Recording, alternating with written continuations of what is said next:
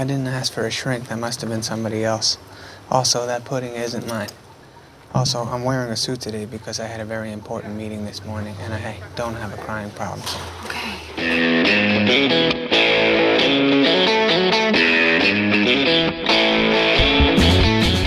Hello and welcome once again to the Cine-Files, where each week we enter the world of a great film. We explore its themes, the history, the filmmaking, and the influence it has on us today. My name is Steve Morris. I am a filmmaker and directing instructor in Los Angeles, California. Hello, everyone. My name is John Roca. I'm a writer, producer, and host here in Los Angeles, California, and a lover of Paul Thomas Anderson movies. That's what I can tell you. I really think he is just a true genius. Yes. Maybe when we first started seeing his films and people started making those comparisons, we might have said that a comparison to Scorsese or, that's not warranted. He's not there yet. I really think it is warranted. He is 100% an iconic kind of filmmaker. Certainly you could argue one of the premier filmmakers of this current generation, if not the premier filmmaker of this current generation, in terms of his ability to marry the old school styles that influenced him with the new approach to filmmaking. And this film is like a microcosm of that. So yeah, absolutely agree with you, Steve. And of course, I haven't actually mentioned the name of the film we're doing, although you probably knew it from the preview and looking at the title, but we're talking about Punch Drunk Love. And this happens to be a Patreon pick. Matthew Gromlich is the person who decided that Punch Drunk Love is a movie that had to be done on the Cinephiles. And Matthew, I would like to hear why you picked this incredible film. This is Matthew from Minneapolis, Minnesota, and I love Punch Drunk Love. Outside of the gorgeous cinematography, the characteristic way PTA uses color and light, this is a story close to my heart. In the seemingly inescapable gravity of depression, we clamor in some broken way to whichever opportunities offer us some glimmer of freedom and happiness. Bizarre from the outside, but singular to the tormented. In the end, a single loving person can make all the difference, can see past the dysfunction and pain, rescuing us and giving us the most sacred of gifts, hope and purpose. Also, it's just satisfying to see Adam Sandler whoop ass for the woman he loves. Excited to hear your exploration of this film, and thank you for all of your hard work. Okay, wow. Matthew, thank you so much. Appreciate it, Matthew. Thanks for your words about why you love this movie. Hell yeah. John, I know this film is very special to you, and I would love to hear how you first came to it. Oh, I mean, I was a Boogie Nights fan, so I immediately was on the Paul Thomas Anderson train, and then really I was one of those people, those film people that defended Magnolia like crazy. So when this trailer came out for this movie, I was immediately in love with it, and just the trailer alone, from the uniqueness of us Adam Sandler doing a drama. I had a massive crush on Emily Watson since Breaking the Waves, and then you combine that with this kind of place I was at in my life, where I was 2 years into LA, and I was this kind of idealistic, romantic person who still believed in his dreams to a degree of what I had at the time, but also felt that I was always out of step with the mainstream, out of step with regular people, out of step with quote unquote normalcy. And this film and Eternal Sunshine of the Spotless Mind, I felt was this change in cinema and the death of romantic comedy. I thought these two films signaled the end of this idealistic approach to romance in movies and signaled a real honest approach to how difficult relationships can be, how difficult love can be. Even when you care for someone so deeply, you have to kind of factor in flaws and all. And it isn't just having a wrinkle on your forehead or whatever. Flaws can be much deeper than that. I really loved it for that. And when I saw it, I was just transfixed. It's one of the most intoxicating 90 minutes of cinema that I've ever experienced. It's funny, just on the Magnolia thing, I think Magnolia is a brilliant film. Mm-hmm. I could so remember seeing it in the theater, and my only criticism of it was it felt like it was building to a climax for an hour. It's gonna be like, okay, here it is. Everything's gonna, nope. I guess that's not it. Oh, wow. Now this has got to be it. Oh my God. This is so, nope. We're going to keep going. Like, I felt very, messed with. And then you're know? like, frogs? Frogs? What the hell is going on? But I can't fault the directing. I mean, it's just absolutely brilliant. And the same is true of this film. For me, I saw it in the theater. I was, as you said, transfixed, disturbed, confused, blown away. And that was the only time I ever watched it. I saw it in the theater in Los Angeles when it came out. Yeah. And then I've been watching it. I've actually kind of watched it a few times because to kind of try to get my head around like, well, what is this movie? Like, what is it? What does it mean? Because it's pretty complicated. And it's so funny. Last week, we did 13 Assassins where I had minimal pre-production. Same thing. I couldn't find very much information at all about the production. I found lots of people analyzing the meaning of the film. Yeah, certainly. But very few, and I tried not to read any of those, but very few that actually talked about how this got made. These are the only things I know, and I'll tell you what they are. Number one, after Magnolia, PTA wanted to make a 90-minute film. Yep. Number two, he wanted to work with Adam Sandler. Yes. That's it. That's really all I got. And that Joanne Seller, who's his producer, just was completely against the Adam Sandler thing. Why would you, this serious, profound director, want to work with, Happy Madison? Like, why would you want to do that? The Water Boy is going to star in the Paul Thomas Anderson movie. But I'm sure the same conversation was had with Michel Gondry when he was going to cast Jim Carrey in Eternal Sunshine of the Spotless Mind, and probably even more recently Darren Aronofsky when he was going to cast Mickey Rourke as the wrestler. People, I'm sure people were like, no, like Rourke is box office poison. He's doing straight to DVD stuff. But, filmmakers like this, Steve, operate on a completely different wavelength, and they see things that we don't see until they show them to us. And then we go, oh, my God, I can't think of anyone else that would be as perfect in this film as Adam Sandler is in Punch Drunk Love. Well, and what's so weird is that just recently there's an Adam Sandler performance, which is an intense, dramatic. So, Good point. Yep. Paul Thomas Anderson, he saw this thing in him decades ago that nobody else could have seen. Yeah, agreed. Would you like to get into the film? Let's do it. So right away, we see PTA's incredible color control. We open with Adam Sandler in that blue suit in front of a blue wall at a desk in a corner. And right away, the images are strong. Yeah. The symbolism of him being alone, being separated out from the rest, being in a corner, all of it just giving you a vibe of what this guy's inner life is like. And he's on the phone and he's having some conversation about purchases and miles and coupons and prizes. And he says, do you realize that the monetary value of this promotion and the prize is potentially worth more than the purchases? It's such an odd thing that this is what the movie's about. And I keep thinking about, what is the symbolism? Is there symbolism here in this idea of coupons for miles and the value being different from what is listed in the small print? You know what I mean? Yeah. Well, first of all, I think a lot of it stems to show you that this guy is smarter than you actually think. So you can't dismiss him as just an anxious, overreactionary person. I also think it's fascinating that, a little bit of elbow grease can lead to a lifetime of enjoyment. So I think that's a part of it as well, because of the effort he has to make to get these coupons. And like he says later in the film, it could get 1 million miles of travel and I'll never have to pay again for anything. Well, and I also think it's sort of the finding value in something that you thought might be valueless. Yeah. Yeah. Because I think that is Barry's character. There's this person that's got a lot to him that you don't understand from the surface, Yeah. I also think there's a subconscious thing here too, real quick, Steve, a subconscious thing too, where, when we're going through transition periods in our life, and certainly Barry, unbeknownst to him, but he senses something is wrong, is going through a transition period, and you want to get the hell as far away from where you currently are at as you possibly can. And this is kind of a thing that would allow him to do that.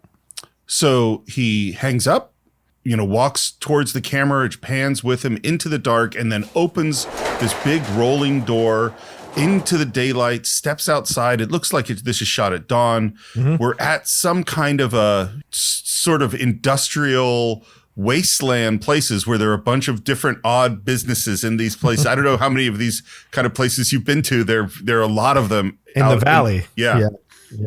The camera pushes towards the gate at the street, which is his POV, and there's a beautiful sunrise, and suddenly there is a car crash.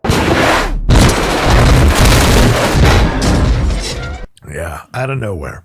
And the car is red. Red and blue play a huge, important thing in this movie. The color control is fantastic. And then a cab pulls up, a door slides open, and out comes this weird piano organ thing, which is called a harmonium. What the hell is this? This to me is like the Frogs. It's like this completely bizarre thing happens. We have no idea why. We never find out why.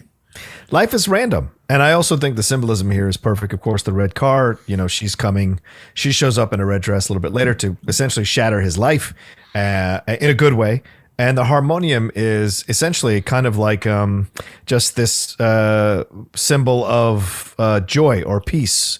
Amongst the madness, there is this thing that will bring you joy or can bring music into your life, So a harmony. Yeah, right. A harmony. Well, this is the thing that started occurring to me. And I think there are a million different ways to interpret some of the things in this movie. Sure. But the thing that I started thinking about was, is any of this real? Like, is it all a fantasy? Is it all just symbolic? Is it all, because these things happen, and they're so just odd. Right. And anyway, he's back in his office. He's back on the phone. He's talking about breakage. I love that he wants to give this guy his home number in case he wants to call him after hours. The desperate need to connect. Yeah. Yeah. Because this is a man that is incredibly lonely. Okay. All right. Bye-bye. Bye-bye. Which, by the way, bye-bye is something that's going to come back later on. And again, he heads outside and he looks down the street. And here comes a car. And now we're going to meet Emily Watson. Yeah. And she's wearing pink-ish, not red, but basically red is her color. Just as blue as his. Is it okay if I leave my car, you think? The mechanic's not open yet, and she wants to leave her car to be fixed and asks if he could watch the car. And of course, later we find out that this is all an elaborate ruse to meet him. Yeah. She's so lovely and charming in this film. Yeah, she's exquisite. And I love even the little details like she has a hard time getting the key off the key ring. And again, this goes to it's those weird directorial choices of it could be easy to get it off the key ring or it could be hard. Right. And having it be hard humanizes her and allows her to connect with him just a little bit longer. Yeah, her nervousness and his nervousness kind of start to connect here. And, she said in an interview, I read an interview with her, she said that Paul Thomas Anderson told her to do nothing, absolutely nothing through the whole movie, which was a real struggle for her because she was at the stage in her career where she really wanted to show what she could do as an actress. But I think Paul felt, you're beautiful, you're porcelain, you're natural energy is the audience is going to gravitate to you already. So you saw the way she handles herself throughout the movie, and this is a great introduction. And of course, a little on the nose with her giving the key to him, like the key to her heart and stuff. Like that's kind of a little on the nose of symbolism, but you get what it's going for, and you get what's going to happen here. So it's great. The do nothing direction, that is a really odd direction. But what I think he's doing is it's like a Rorschach test, is that he wants the audience to fill in who she is. Yep. He doesn't want her to tell us who she is, Right. There's this moment where she says, maybe I'll see you later. Maybe I'll see you later is not what you say to the person that you gave your key to give it to the mechanic. Right. If I'm just giving you my key so you give it to the mechanic, I'm never going to see you later. Right. Maybe I'll see you later is flirtatious. Yeah, it totally is. And she walks away and he drinks his, iced coffee or whatever it is he's got in that container. But I think it's got ice in it because it makes a strange noise as he walks around. And then what you hear is like, that's the percussion, is the noise of the ice in his cup is the percussion. And by the way, there's no music in this film until we have music. So that's the closest we get to music. And then there's this moment he's inside and he slowly looks back outside, peeking out. We see his eye just come to the outside of the wall. Mm-hmm. Is he looking for her? Well, I mean, she looked back at him after she gave him the keys to her car, and then she caught him and he was looking, and then he went right to his coffee. So yes, looking for her, but also maybe just like you just said, Steve, maybe he thinks it's not real. Maybe he also thinks it's kind of a weird vision or fantasy or dream or whatever. And the way he kind of skulks around the corner, maybe makes you feel that way too, that he doesn't know if it was real at all. Well, and of course, the other thing that he's looking at is the harmonium. Yes. And he walks out to it, and we have basically a shot from every angle, of him looking at this. This wide shot, profile shot, the opposite side profile shot, back out to the wide shot, and then almost out of nowhere, this truck that has, by the way, blue and red words on it, blue and red is just everywhere, just blasts by in such a startling way. And I think when you first see it, you think it's hit the harmonium. In fact, it hasn't hit the harmonium because Adam Sandler has picked it up and is running in a way that only Adam Sandler can run back to his business. Yeah. It's great. Emily Watson, Shalina shows up, car repair. She needs repair. Key to his heart. He runs over, grabs the thing. It's about to get run over by a massive truck, which, he could have lost this opportunity if he hadn't taken this chance to go get it. He grabs it out of the way from this truck and he desperately runs with it because he knows there's something here. He can't figure out what it is, but he's desperate to have it and to explore it. I don't know. There's just a lot being laid in such brilliant ways by Paul Thomas Anderson without a word being said after Lena leaves. You know what's so interesting? I hadn't thought about it quite this way, but this is a guy that needs purpose, Yes. Yeah. At the end, what is going to make him come together is a threat to the woman he loves. That's what's going to make. And at this moment, there is a threat to this harmonium that he saves. So it's almost like a microcosm, like a small event or a foreshadowing of what he's going to do later in the film. Yep. By the way, the lens that they're shooting this as he's running towards camera with the harmonium is a very long lens. And that what long lenses do, we've talked about it lots of times on the Cinephiles, they don't have a lot of size change. So if you're in a wide lens, something close to the camera will look huge and far away from the camera will look tiny. If you're in a long lens, something far away from the camera and close to the camera, they look about the same size. And what effect that has is that when you're running towards camera in a long lens shot, it almost looks like you're getting nowhere. And I am certain that PTA was thinking of the famous shot in The Graduate where Dustin Hoffman is running towards camera and he's running and running and running and running to that Simon & Garfunkel music. And it seems like he's getting absolutely nowhere. And that's what this feels like. He's running and running and running and running. And it's like he's not getting anywhere. And as he runs, his cup drops. And again, even though there's no music, his feet are the percussion. The sound design is the percussion. And he's inside his office and he puts the harmonium up on a desk and he looks around it and he touches the keys. So this instrument was introduced by John Bryan, the composer, to Paul Thomas Anderson during Magnolia. He's like, I love this instrument. And they really talked about this. And that's why this instrument's in this movie, because the composer introduced it to the director. And one of the things they said about it is when it first takes in air, it sounds like a breath. Yeah. And so the idea was, this is the breath of life that's happening now. That makes so much sense. And John Bryan did compose the score for Eternal Sunshine of the Spotless Mind as well. So really? So no surprise that both of these films kind of have this vibe to them. I also feel like as a movie going public, we were in this place in the early 2000s. This kind of like, what's next? What are we going to do? What is love? It's a really good point. It's so funny. Like, from 97 to 2003 is a really interesting period for film. Yes. A lot of changes in Yeah. approach to relationships and love for sure. Yeah. And one of the interesting things, the way scoring a movie usually works is you make the movie and then you give your cut to the composer and the composer scores the film. And obviously it's more complicated than that, but that's the basic order. John Bryan was on the set a lot and was composing as they go. And the way that they did it is so weird, but it's because part of it is Paul Thomas Anderson's such a genius, is he would go, they really talked about rhythms, that the score is very rhythmic. And he would go to to PTA and say, what's the rhythm for this scene? And PTA would hum it or like go ba-da-da, ba-da-da, ba-da. He would make a sound and John Bryan would go, okay. And he would write some music. And then particularly in these long shots, because we have a ton of long shots, Anderson was listening to the music on headphones while watching the scene. Oh, wow. Which is a really weird thing to do. Oh, that seems so logical to me because it keeps you in the atmosphere of the scene you're directing. So maybe it gives you an instinct to have the scene go a certain way. I kind of love that idea. Well, certainly in silent film, they played music on the set all the time. What I actually wonder is a more technical thing, which is I need to be able to hear the actor's dialogue. Right, and so if I had headphones on just listening to the music, I'm not hearing the dialogue. So what I wonder is if they had the sound guy pumping the dialogue, the mics, into a device that was then mixing it with the music so that Anderson could hear both. It's possible. And or maybe he had the music in one ear and he had the dialogue in the other ear or something like that. But yeah, that's how he kept the rhythm of the scenes going.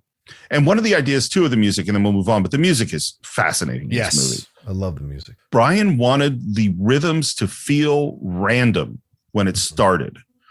And then as you got more used to it, you realized it wasn't random.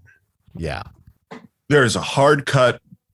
That big rolling door opens, super, super bright light comes in, and in comes Luis Guzman. Yeah. I think this is my favorite movie for him. Okay. He does so much with so little. Oh, yeah. Like every shot, if you just watch him in the background, he is hilarious. And his first question is, why are you wearing a suit? I bought one. I thought it would be nice to get dressed for work, and I'm not exactly sure why. Tell me about this suit. What do you think about it? To me, I think it feels like a suit of armor, right? I mean, he is put the suit itself. It doesn't 100% fully fit him because it's not tailored. And you talk about the blue and the red. There's the symbolism there because he's wearing a red tie, if I'm right on that. I think so. And, yeah. So I think to him, it symbolizes a way of like trying to change his life yet again, right? I'm going to wear a suit. Luis Guzman's reaction is like, why are you wearing a suit? And his sisters go, why are you wearing a suit? So the whole time through the whole movie, a number of people ask him why he's wearing a suit. And to me, it just seems like he was probably wearing oversized shirt and jeans or oversized oversized shirts and shorts to work. And this is like a way of trying to do something in some kind of, way of his thinking to change his life. And so the suit kind of represents, I'm trying to elevate my life. I'm trying to upscale my life in some way. And this is my clumsy attempt at it. I think there's another way to interpret this film, which there just are many, which is that even though Barry is an adult who owns his own business, this is a coming of age movie. Yeah. This is him becoming an adult. And I think at the beginning of the movie, he kind of puts on the trappings of adulthood. Yeah. I'm going to wear a suit. Yeah. But he isn't yet an adult. I believe this is a small piano. It's not a piano. I got a piano at home. And he asks, why is it here? And I love the direction of this because Adam Sandler is backing away towards camera and he's sort of shifting left and right and in this sort of uncomfortable way. And his answer is, I don't know. And the music is quietly building underneath his movements. As he moves backwards, you can hear the tone, you can hear the score, these beats of the score playing underneath as he moves left to right. It's like dun dun dun da da da da da, and there's the title of the film. So it's really deft how Paul choreographed this movie and how he used John Bryan's score in certain moments to convey important sections of the movie. And we go into this color field for the first time, these odd colors, dissonant sounds. We hear distantly a voice singing, which I think is our first tiny taste of He Needs Me, which is going to come back later in the film.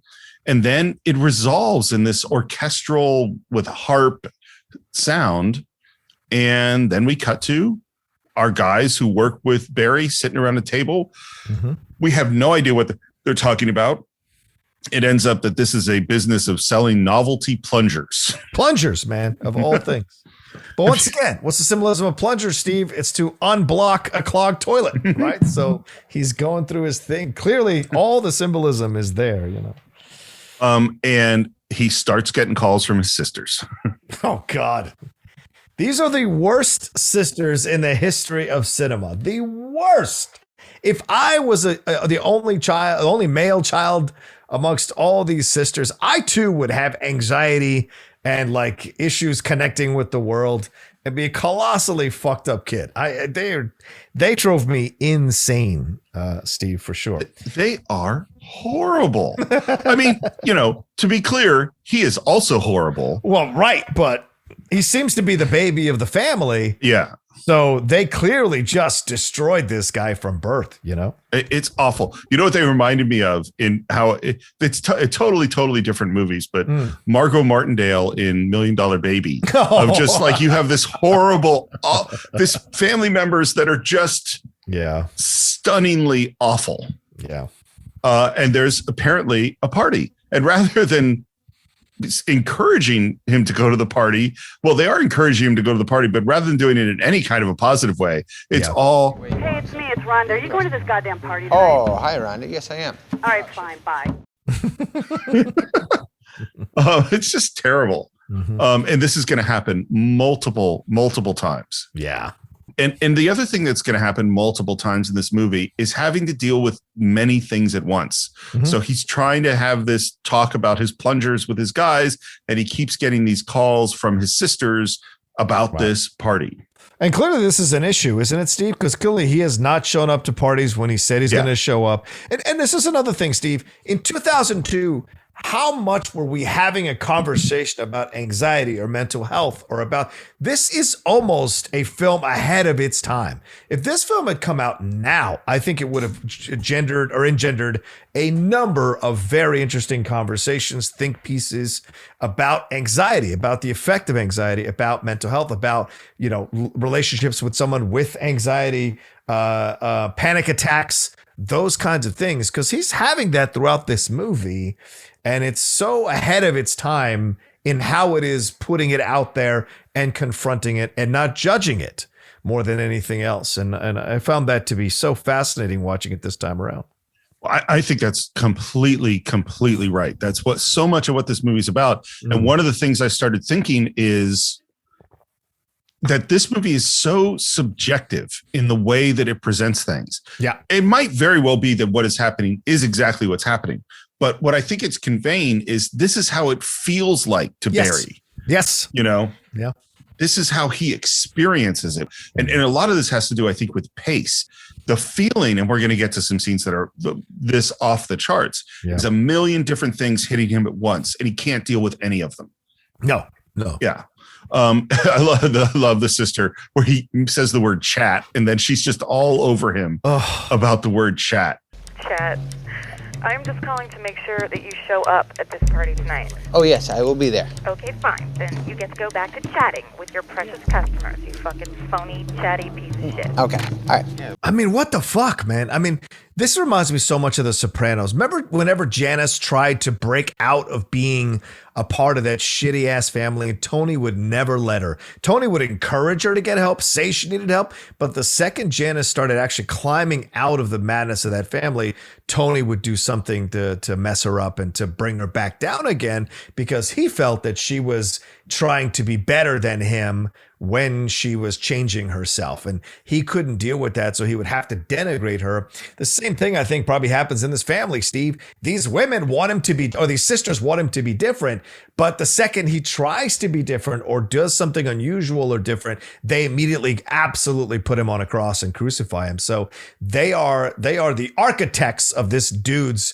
situation, and they never allow space for him to kind of climb out of it because of their overbearing and terrible nature.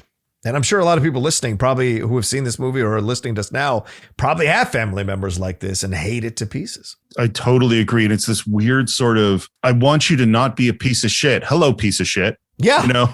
Yeah. I mean, you know, clearly Barry has problems. Yeah. And I think about this all the time. It's like, if you think he's a piece of shit, why do you want him at the party?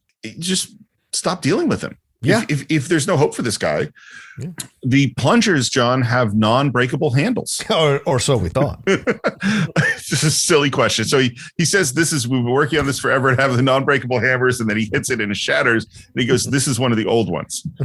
Was the plunger one of the old ones? Or was that the one with those? I think there's one with the unbreakable handles. I think so too. And another sister calls, and we find out that in fact he has 7 sisters. 7. Good God Almighty! But what's interesting is he's talking to the sister, and she asks him what he's doing, and he says, "I'm talking on the phone to you. I'm standing." That is not what he's doing. He is looking at the harmonium. Yeah. Her last line to him is, "Don't puss out." And he starts to play the harmonium. Another inspiration for John Bryan's composition was watching Adam Sandler play the harmonium. Who obviously is, I don't know how well he plays piano, but he's obviously a musician. Yes. It's funny. If you had told me when I first saw Adam Sandler on Saturday Night Live that 25 years later I would be describing him as a musician, I would have been surprised. And now we get to meet the sister that we're going to come to know the most. This is Elizabeth, Mary Lynn Rajskup. Yeah. She's great in this movie. Oh, yeah. I mean, she's great in so many things. Brooklyn Nine-Nine, 24. Just a great nerdy sister. Yeah. You know, and so it works so well for what he's, because she does care about him, but she also has those patterns of antagonizing him as well. Yeah. It's like she feels it's her sisterly duty to care about him. Yeah. And she also hates him and has no hope for him. Right. And she, of course, is asking if he's going to the party tonight. But she came by to talk to him about something in particular, which is she's got this friend from work. She's really cute. She's really cool. And she was thinking about bringing him to the party. This is where I think Sandler that PTA did see something in him that would work for this, because the way he delivers this line. Yeah, I don't want to do that. Yeah. Is classically Adam Sandler from any of his comedies, you know? Yeah. And he says, I don't do stuff like that. And she says, you don't really do anything. Yeah. And the whole time this is happening, she is backing him physically into a corner. She is like talking him as he tries to pull away. She keeps on him. And there's such a judgment behind everything she's doing. So you can see once again, he's just feels like he's trapped. He feels like he's trapped. He can't get out of this shitty existence, but he wants to get out of it. I just feel like I would be a little tense, and I don't think I'd act like myself. No, that's kind of your fault. Yeah, of course. Well, and it's so, you know what just occurred to me is I think there are elements of Barry that are you, and there are elements of Barry that are me. And they're very different. Let me guess which one's me, and let me guess which one's you. Okay, go ahead. Yeah, I'm sure I'm the guy shattering the windows. I think yes, that's what I thought was you. Not you now, but maybe old Roca, and the guy who is worried about acting like himself at the party. That's me. Yeah. You know. Because that line makes perfect sense. I feel like I'd be tense, and I don't think I'd act like myself. Yeah. And of course, people have said to me, well, that's kind of your fault. You know, it's like, no shit. Obviously it's my fault. It doesn't change the fact that I can have social anxiety when I'm at a party, you know? Right. How about a little understanding? Yeah, exactly. And then he says, there's an outside chance I'm not even coming tonight. But she knows this. She knows how to turn around his logic. She's like, great, then she can come. It won't matter. Yeah. Well, and because he's got to renew his gym membership. And the last thing she says to him is, just trying to be your friend, Barry. Yeah. I don't think that's what she's doing. Right. Let's go to this party. Why not? Mm-hmm. The first thing that happens is he comes in and hears them making fun of him. Yep. From the past. Yeah. This is all so terrible. Yeah. And it is made more terrible later on. Ron used to call him Gay Boy all the time. Gay Boy. I remember the sliding glass door. And he goes out and he comes back in, which I actually think is kind of the classy move, to not actually try to walk in right in the middle of them saying horrible things about him. I thought it was his OCD, but maybe you're right. Maybe he is walking in like hesitating or whatever. It totally could be. And rather than saying, oops, we were talking about you and shutting the fuck up. They say, Remember we used to call you gay boy, you'd get all mad? What's that? We used to call you gay boy, remember? You'd be fine, and then we'd call you gay boy, you'd just freak out. horrible. Families are terrible, ladies and gentlemen. They can be quite terrible. Like, even if you think the reason that the person got mad had to do with their immaturity and they've probably grown a lot and they probably wouldn't get, you still don't call them the thing that made them mad. Exactly. Also, really don't call anybody gay boy. We were calling you gay, and you got so mad you threw the hammer through the sliding glass door. You remember? I don't remember that. Yes, you do. We were calling you gay boy, and you got so mad. They ask about the suit. One of them wants to know if he's using the dandruff shampoo that they gave him, which clearly means he's got something on his, on his hair or whatever, on his shoulders. It's all about things that are wrong with him. Yeah, right off the bat. Yeah. Yep. Tells him to say hello to the brothers-in-laws, and he tries to do. You could totally see him doing the manly handshake. Yeah, like I'm trying to present this, identity to these other guys. How's work? Business is very food. Thank you. What's very food? Which there are a couple of these sort of weird him saying the wrong things. He asks if his sister's friend is here. It's like, nope, you're off the hook. Couldn't make it. And after, a little talk about the gym membership, we hear, come on, gay boy, it's time to eat. Yeah. And the sister walks out of frame, leaving him alone in the frame as he's reacting to that moment. And it's just so hurtful. And it just, it makes me angry. My blood is boiling at this moment. Yeah. And then we cut to the family and the kids and everyone going to this wide, flat shot of them all sitting down at this rectangular table. And then there is this huge noise of shattering glass. And we cut to Barry breaking all the windows. And the last thing we hear is, What the fuck is your problem? Fucking retard, Barry! They take no ownership of the emotional destruction they do on this guy. And when he unleashes it in a way of trying to reclaim some semblance of power in that situation, they immediately go even deeper into making fun of him, or deeper into calling him names. So don't let it be fooled, ladies and gentlemen. Both genders are pretty fucking terrible to people sometimes.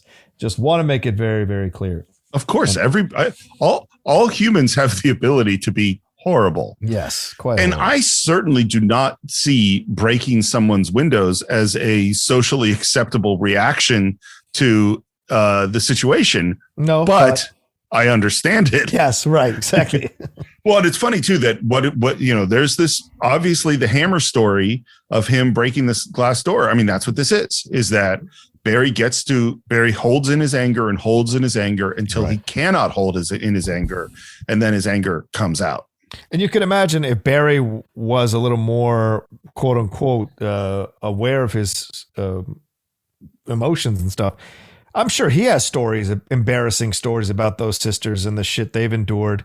And I wonder how they would feel if he turned around and started making fun of them for some of the stuff they did growing up, or some of the moments that really were embarrassing for them.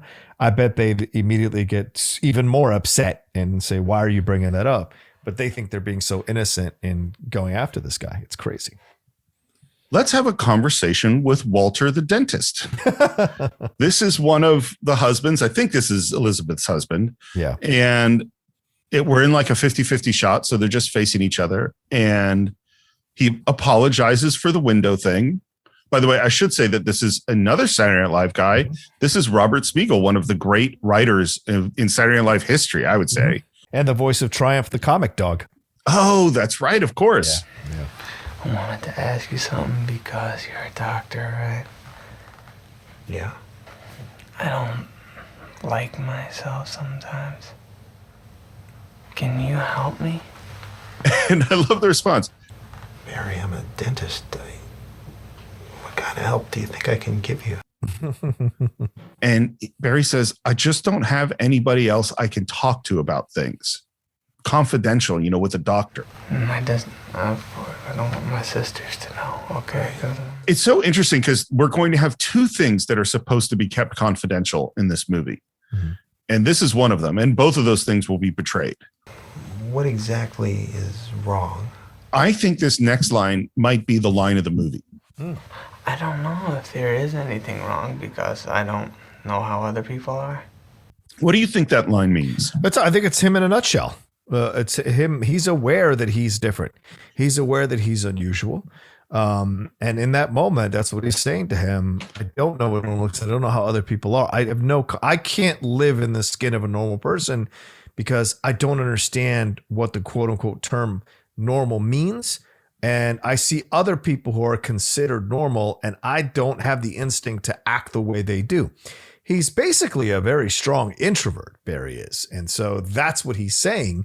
I don't understand the normal things that people do because they don't make sense to me at all as normal. I think there's some level on which all of us feel this way to different degrees of just, I don't know how other people are.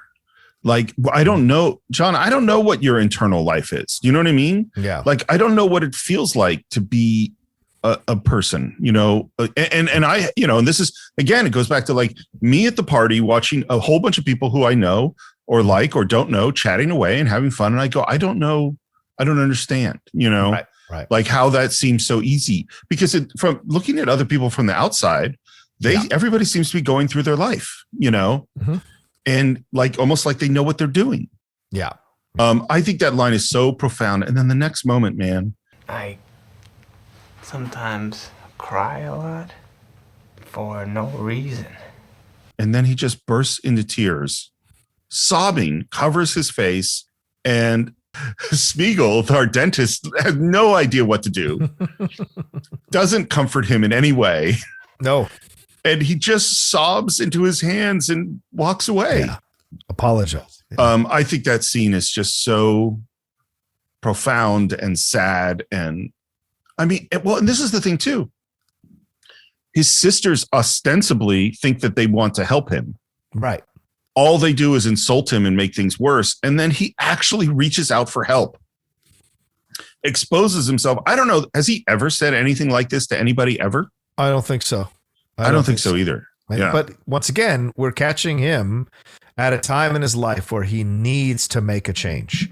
And so he's doing things that he wouldn't normally do out of desperation because he knows something has to change because nothing feels right. We're at a grocery store. And it's a flat space shot, which means that we're just looking at a flat wall. There's very little depth to it. And he's in the freezer section. He's moving left to right. Check out the color control in this scene because it is dominated by red and blue. Mm-hmm. And then framed by the red and blue is the green of the Healthy Choice, frozen dinners. Mm-hmm. And what's so interesting is that it's not that everything is red and blue and green. It's that it dominates the space visually, and that the shades of red and blue and green are very, very specific. Mm-hmm. So that every single item in that grocery store, in that aisle, was picked and placed there for a reason. And he's looking at Healthy Choice frozen dinners, sees that an ad for frequent flyer miles, sees that it's $1.79. And the camera moves with him as he goes through the aisle. We see his POV of Healthy Choice soup. He puts it back. He sees someone watching him. He goes a little faster and he's muttering to himself, what am I looking for? Tell me, talk to me. Yeah. And he stops at the pudding. Mm-hmm. And again, feels someone watching him, and it's someone out of focus. And what color are they wearing? Red dress. Yeah. Yeah. I think it's her. Oh, you know what? I think you're right. I think you're right. So she's stalking him. Essentially. Yeah. We're going to have to, as we go farther along, do some analysis on Lena and why is she doing this? I think she vibes on the same wavelength as him. And she's probably felt like, every guy I date, they don't understand me. I don't understand them. I think I've got a possibility of figuring this out. And then it ends up not being true. And that Barry is the first guy she meets that she actually understands in a subconscious way, in an instinctive way that could be something she would explore, that works for her, so to speak. Well, it's also why I kind of go, there's a way to interpret this movie that it's a fantasy. Yeah. You know? Oh, sure. That the perfect woman is going to come along and she'll understand me and she'll even love the parts of myself that aren't good or that I don't love, you know? Yeah. He's clipping some coupons for the Healthy Choice products. And as he moves the paper with the coupons, we see an ad for a sex ad in the personals. We're back at his apartment and he's calling that number. Hi, is this your first time calling? Yes, it is. Can I have your credit card number followed by the expiration date? And we find out that it's $2.99 for a half hour and $1.99 after that. That seems cheap. Oh, 2002. I guess. I mean, I don't have a chart of the inflationary costs of phone sex over time, but yeah. Okay, and it's confidential? What do you mean? The information I give you, it's private, confidential? Of course. Which, of course, is what he was talking to the dentist about. Yeah. Because he wanted to talk to a psychiatrist, but no, he's just going to talk to this sex worker. And she says it's completely confidential and it appears on the credit card as D&D Mattress Man.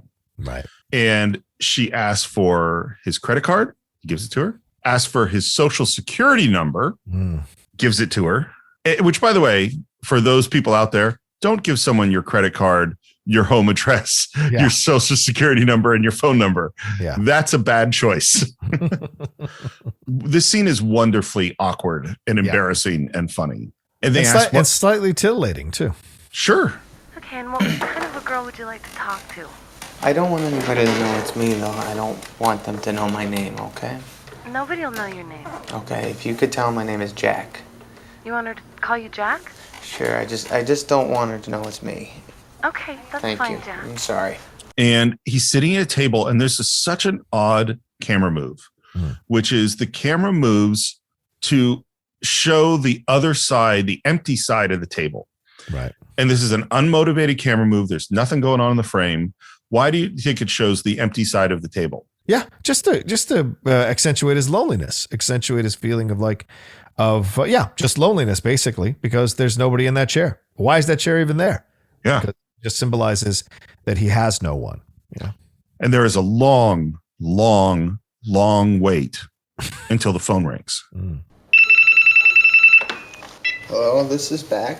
It's like the food good thing, you know? Yeah. I don't know why it's here. This is Jack. This is Georgia. Hiya. Hiya, what are you doing tonight? And she keeps trying to make this a standard sex call. Asks what he's doing. She's doing well. Yeah, sure. She's doing really well. Yeah. So, Jack, are you stroking it? No. She asks, now I feel like I'm doing a sex call with you. I think it's with the audience. I'm only wearing a t-shirt and panties. Really? Yeah, really. And I'm looking at my shaved pussy in the mirror. She just said she's wearing panties. Right. Oh, now you're going to put down the logic here of whether she's... Well, no, I actually think it's important to the film because the lies are exposed really early in this call. Great point. You know, and, you know, of course, you know, we can all assume that someone who is on the phone isn't doing the things that they say they're doing. They don't have the name they say they have. They aren't located where they're located, and they don't look like what they say they look like, you know. Do you want to know what I look like? Doesn't matter. What do you mean it doesn't matter? Well, I have no way of finding out, so it doesn't matter. I'm not lying to you, Jack. And again, she's trying to get it to the sex part of the conversation. Are you jacking off yet, Jack? No, I'm not. Do you ever? Sometimes, yeah, when I'm lonely. It's interesting that he says when I'm lonely. Right. And not when I'm horny or when you know what I mean? Or when I'm watching porn. It's absolutely. This is a lonely guy. And then she says, and this is so important. So what do you do, Barry? He asked to be called Jack. Right. And the whole thing was they're not going to know who I am. Right. And she gives it away right here. That's why I say it's important that we plant a moment before that she's lying. Right. And then all the trouble comes from the fact that he has his own business and he wants to diversify. And we know that his business is selling novelty plungers, which, by the way, he has a fairly big staff for the novelty plunger business. Yes, he does. Have you ever seen a novelty plunger? I don't think so. I'm sure I've been in a bathroom in Vegas or some hotel where a novelty plunger existed, but I don't think I've ever noticed one in my life. I've never seen a novelty plunger that I can remember. I think I would notice. Right. And it's funny when he says, I want to grow my business and I think I can get over that hump. We know this is a guy who isn't running a great business, who isn't going to get over that hump in all likelihood. Yeah. But she hears an up and coming rich guy with a huge business that's diversifying. And then as we get to the end of the scene, it finally gets to where she's trying to get it to go. Mm-hmm. And the camera moves off him as he's sitting doing what one would expect on a sex call. And then we cut to just later at night and he claps his light off. Mm-hmm. Do you remember this moment in time where the clapper was just clapper? Yeah. It's morning. The shot is framed in the hallway. We see Barry step into the frame to answer the phone, and it's Georgia calling again. You know, after a little bit of small talk, she says, remember last night I was telling you about my apartment and my rent. This is so weird and really embarrassing for me. No. But I was wondering if maybe you could help me out with some money. This is a horrible call. Yeah. These scams have been around for a long time too. Of course. Absolutely. I am sure that, you know, someone in the Middle Ages got their equivalent of this call. And he's trying to be nice about it. And I think he even believes her on some degree at this moment still. Yeah. I'm sorry. Maybe I should call back and talk to your girlfriend. Maybe it'd be better to ask her for the money. And the camera is pushing in on him. The way Paul Thomas Anderson moves the camera is just, I don't understand it. Like, it's none of these shots would have ever occurred to me to shoot this way. And they're all beautiful and they're all just amazing. Yeah. And then this is where it turns. It could be really easy, you know, Barry. I have all your information. I have your credit card information, all of your billing Okay, no, stuff. thank you. Back at work, Luis Guzman comes in and asks about the pudding. Yeah. And we hear it has something to do with frequent flyer miles. And Luis, who I think genuinely cares about Barry. You should go on a trip. Yeah, no, thank you. So what do you want me to do with it? Why don't we just leave it there for now, that? Cancels his MasterCard, wants to find out if anyone has used it. They haven't yet. See, and this is a mistake. This is where it becomes a mistake. Where Barry, why are you cutting up the card? Why are you claiming that it was lost? Well, see, Barry's a liar too. You know, Barry's not clean here either in this situation. Why should, I think he should cancel the card. Well, but that rescinds the payment. He said that I lost the card. So where's any payment, blah, blah, blah. So that kind of reverses or cancels the charges to the sex phone operator. So if he doesn't do this, this whole thing with Philip Seymour Hoffman maybe doesn't pop off the way it does. It never occurred to me that way. I think it's true, but that isn't how I saw it. Because first of all, we don't see him cancel any payments. Well, he says, I lost my card for a day or two, and then I found it again. Am I okay? I wouldn't want to have any charges, blah, blah, blah. So clearly they haven't put the charge through yet because that was just last night. So he knows what he's doing. But I think also, Steve, your instinct, I imagine, is he's also afraid because they've called him. He's afraid they're going to use his card to do nefarious shit. So it makes sense to cancel it. But by the same token, he's also taking away money for a service that he received.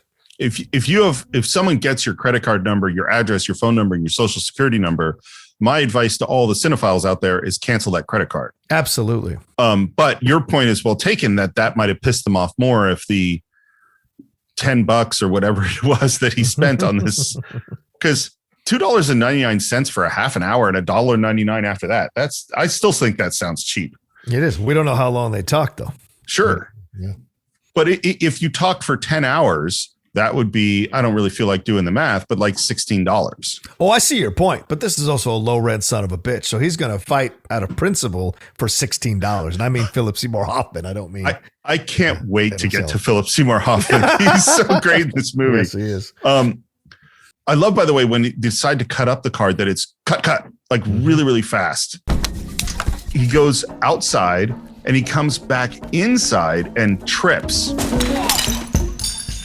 And I love in the trip that his cup breaks because it makes the fall look better. And then he just starts yelling. That shouldn't be there, Rico. I don't want to be a dick, but that could hurt somebody. It already did hurt somebody. It hurt me. Let's please move that.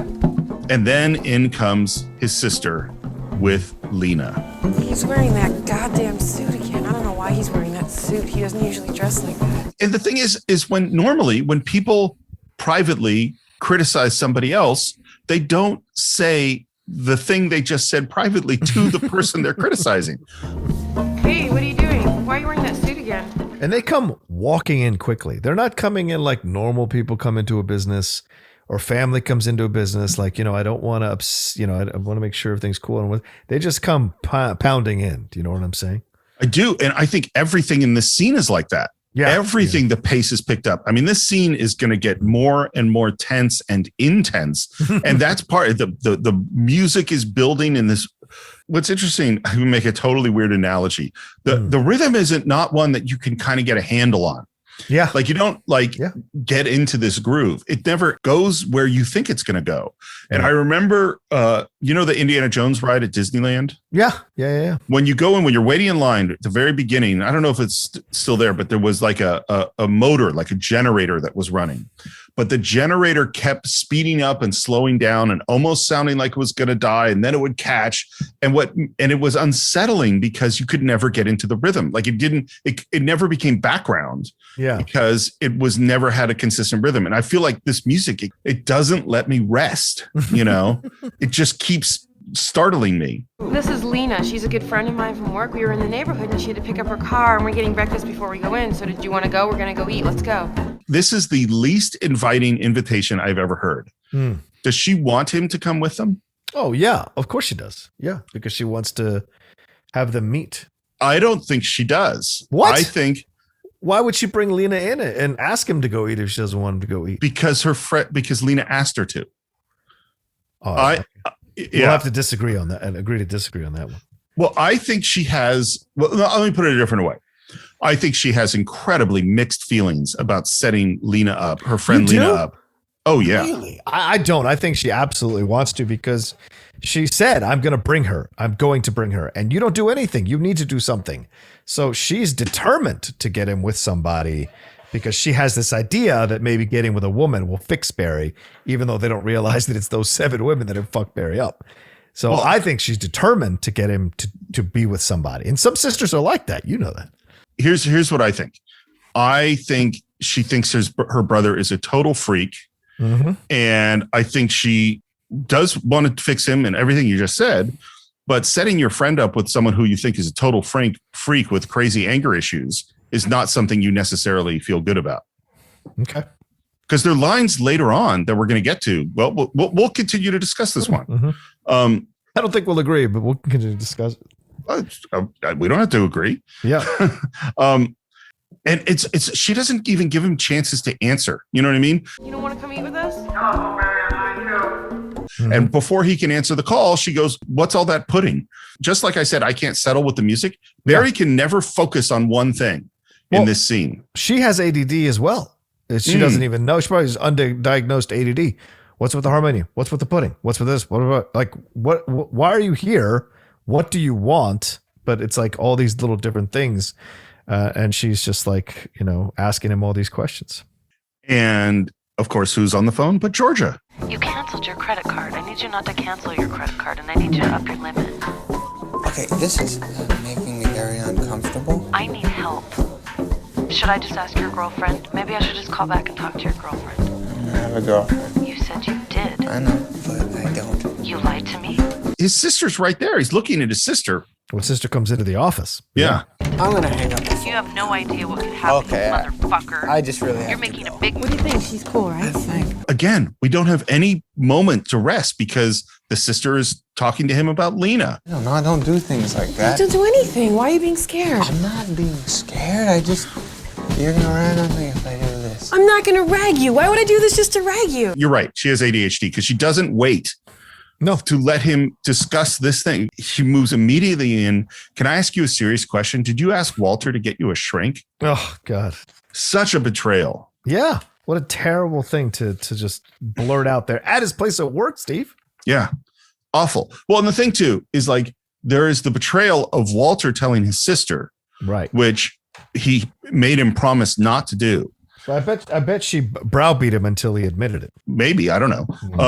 But then the bigger betrayal, I think, is her saying that Walter told him that. Right. You know, like husbands and wives sometimes share a thing. Yeah. Although there have been times where I found out years later that there was a thing that my wife didn't tell me because someone swore her to secrecy. Wow. And I've done the same thing. You know, it depends on the circumstance, but right. I mean, if you told me something and said, please don't tell Karen this, I wouldn't tell Karen. That's good. And then occasionally there's something that doesn't go that way, but you know.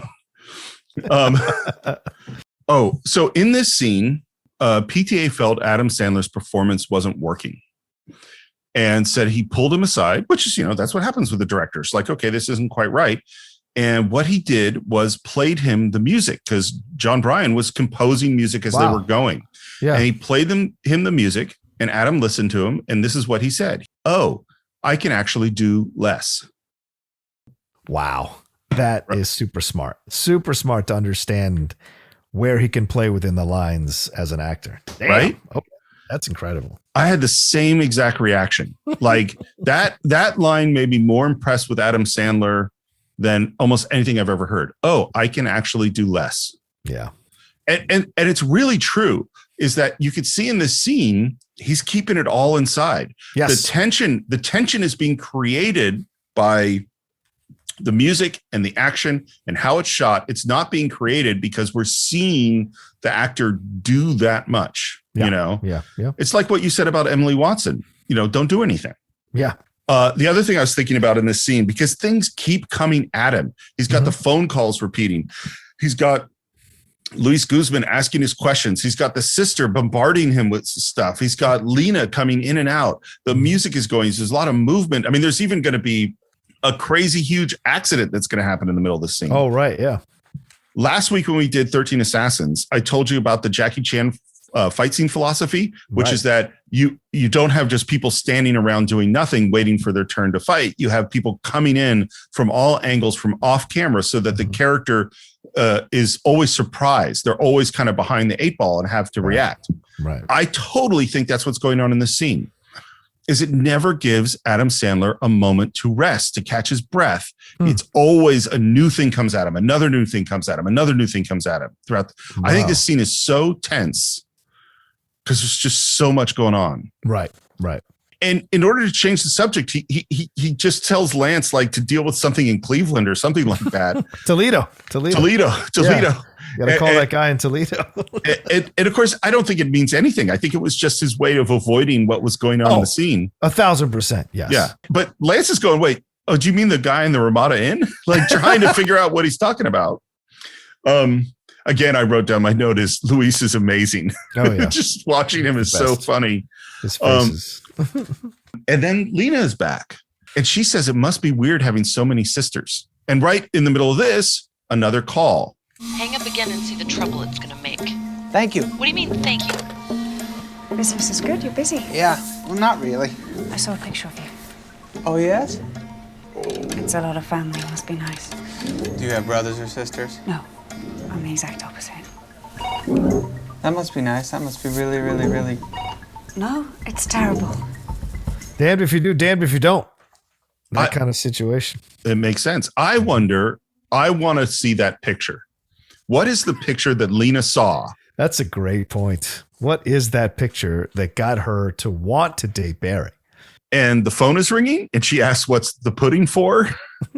Then a forklift goes by and crashes. Oh my God. So where are you guys going to breakfast? How long have you worked with my sister? I mean, this is what I'm talking about, man. Yeah. Well, because she comes in essence, to shatter this very well-constructed life that he's living, but he doesn't want to live this life anymore, and he doesn't know how to break the patterns, how to shatter the depression, in essence, that he's in, and all this stuff is happening. It almost feels like he's some kind of, and you talked about this earlier, Steve, but I think it's profound. This idea, is it real or not real? This almost feels like his inner life is he's got this kind of superpower where he is subconsciously creating this madness around him to reflect what's going on inside of him. All the things that are being shattered here by having Lena come in, by having this woman on the phone try to intimidate him, by having his sister come in to try to get him to meet Lena. All this kind of stuff is happening all at the same time, and he is essentially kind of radiating this destruction around him. I think it's so interesting. That's why, because that's what I mean about this movie being subjective, is that I think there's a way to think. It could be this scene happens exactly how this happened. This is just what happened. Sure. But it also could be that this is how it felt to him. Right. You know what I mean? Right. Like all these things happened. It didn't actually happen this fast. It didn't happen all colliding with each other. But in his mind, in his mental state, that's how it all felt. Yes. You know? Yeah. And I love too, because he continues talking after the forklift crash as if nothing had happened, which is exactly what he's doing in terms of the Georgia phone calls. Right. He is behaving as if that's not happening. Right. You know, Lena's a little concerned that someone got hurt, and he does the most insincere yell out, "Hey, you guys okay?" You know, Are you guys hurt? Are you okay? Okay. we start talking about the fact that she travels a lot on business and that she's going to Hawaii. And he's kind of like, well, I might go there. I might have business there. Well, if you're gonna go, I'm probably not gonna go though. oh, that's too bad because it's so great over there, and if you were there, we could say hello to each other. Again, his just totally flat performance on this next line. Yes, that would be great, but I'm not exactly sure. I have so much going on here. A lot depends on this thing. If it happens, I won't be able to go, but if it doesn't happen... I mean, it's just like totally dead. Well, let me ask you a question now. Why do you think he lies to her that he's going to Hawaii or has business in Hawaii or anything like that? Is that a nervous thing to try to be like, yeah, me too, to try to get out of the situation? Or does some piece of him want to be with her in Hawaii? I mean, he's trying to save up all this coupons to get these travel miles. Is there a piece of him that's, oh, Hawaii sounds like an escape, a great place to go, blah, blah, blah. I hadn't thought about it until you asked this, but I think the interpretation of he's attracted to her and is, you know, maybe thinking about it, I think that makes total sense. What I actually think it is I think it's like the blue suit, is that it is him trying to put on an identity that isn't him. He wants to present an identity of a businessman who's going to diversify, who is going to get over the hump, who wears a suit to work, and who travels for work to Hawaii. You know? Right. But then we can't even really deal with the Hawaii moment because the sister comes in. And by the way, she comes in now where there's a snare drum with her that makes it even more forceful when she enters. And a box falls in the background. Oh my God. Lena says, "Nice meeting you." And then she's asking about the harmonium and about the pudding.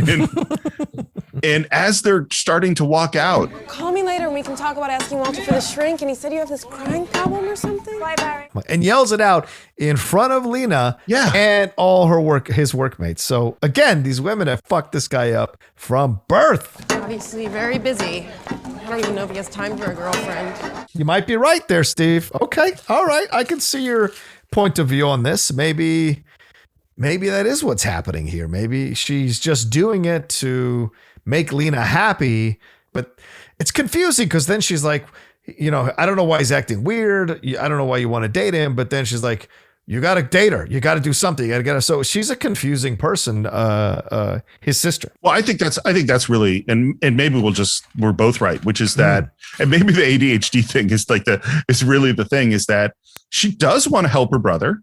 She also hates him on some level. And she does want him to have a girlfriend. And then Elizabeth says, meet you at the restaurant. And she goes out of frame. And we stay with Lena, who goes to her car. She stops at her car. The camera pushes in as she looks back towards Barry. And then she walks back in. I'm going to go and eat tomorrow night. Do you want to go with me? Sure. Do you want to pick me up? Sure. Can I write down my address and phone number for you? Sure. Bro. Again, watch Luis Guzman. Yes, I was just going to say Luis Guzman's face right as soon as she walks in. And let me tell you what he's thinking. As a Latino, let me tell you, he's like, Crazy white people. Crazy white people. That's all he's thinking, because she's straight up like walking up and he's just like leaning back and he's just like staring at her like, okay. And the other Latino guys are there staring at there as well. Like, this is unusual. So that's what I think is going on in that moment, which I think is brilliant. Just brilliant. Has he had a starring role in a movie? He's done straight to DVD stuff, but he's never been like the star of a main film. No. Because there's so many people who are these amazing character actors who are never not good. Yeah. Who you go, man, I wonder what a Luis Guzman movie would be. There's because he has such range. Oh yeah, yeah.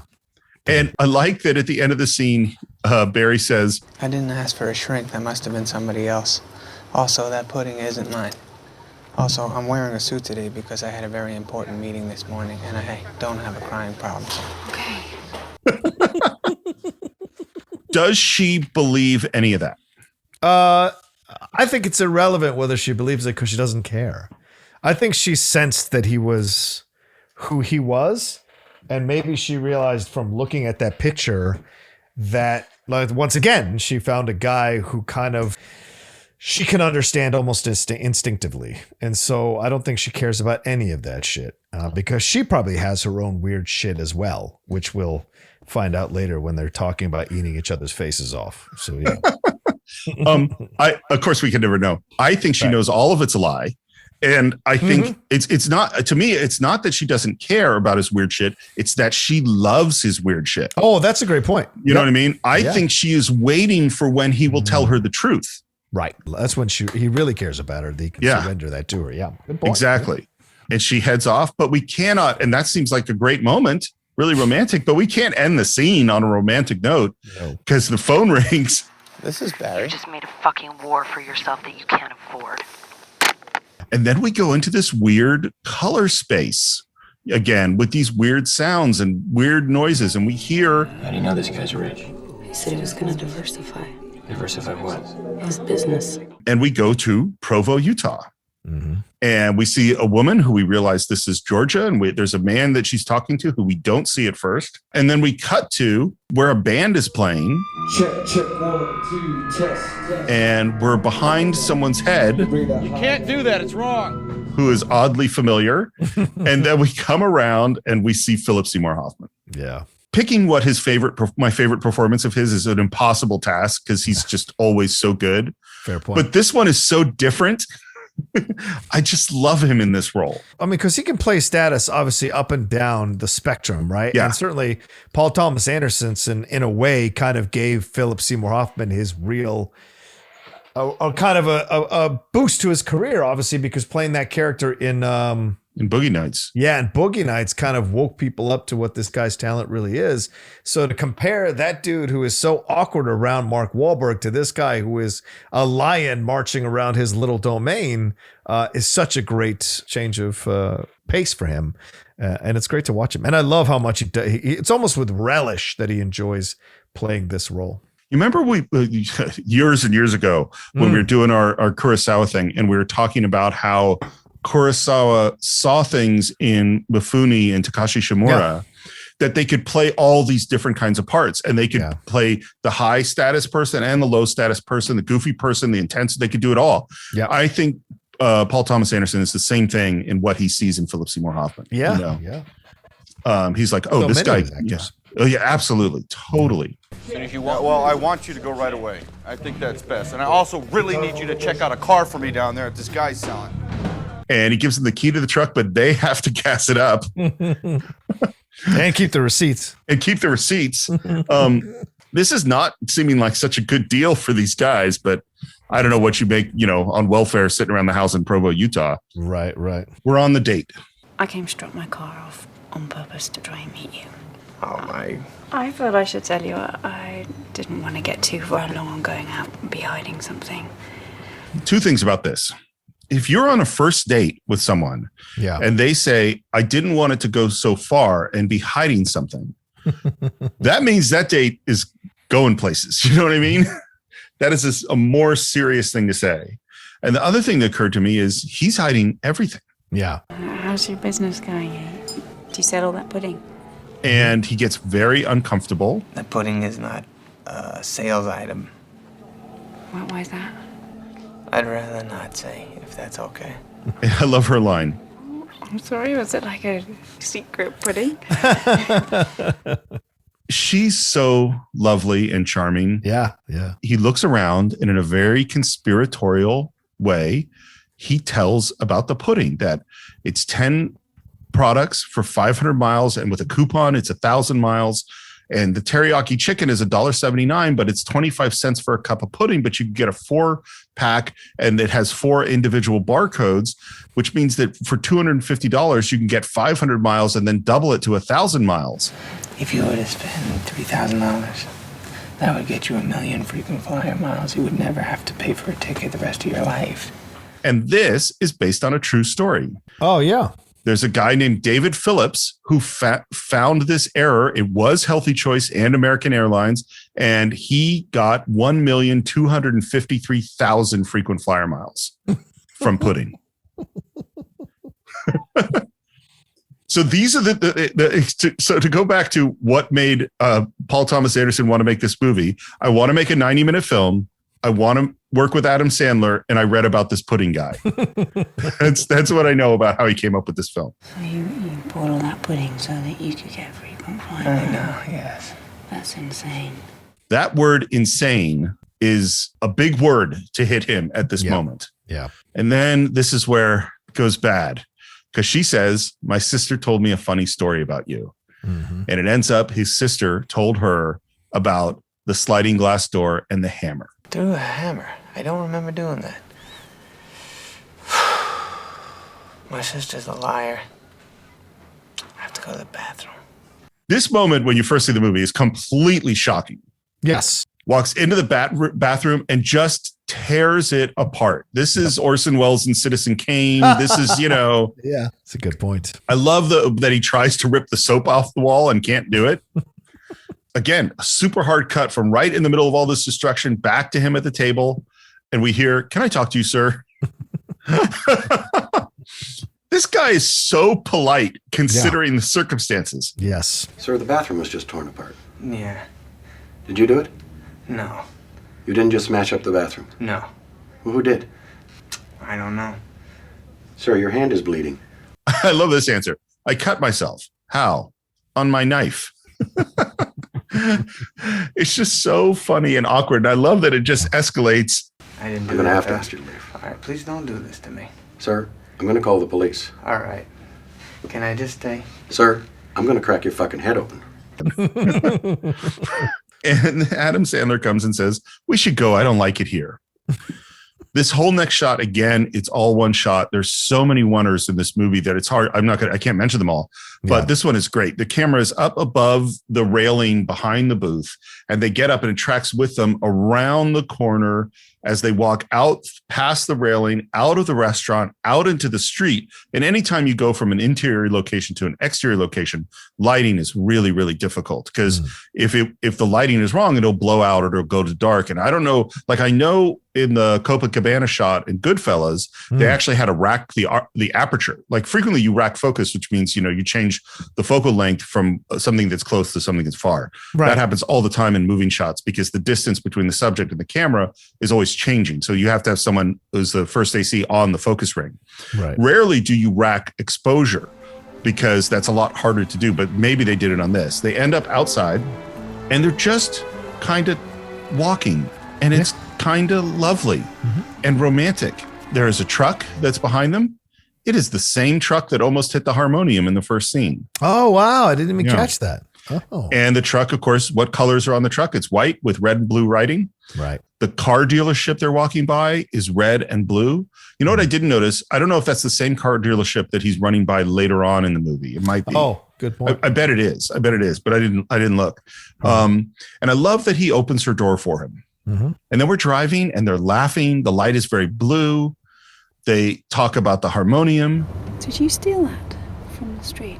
And he at first is awkward because he is used to women accusing him of things. Oh, good point. Yeah. Yeah, I did. Why is it yours?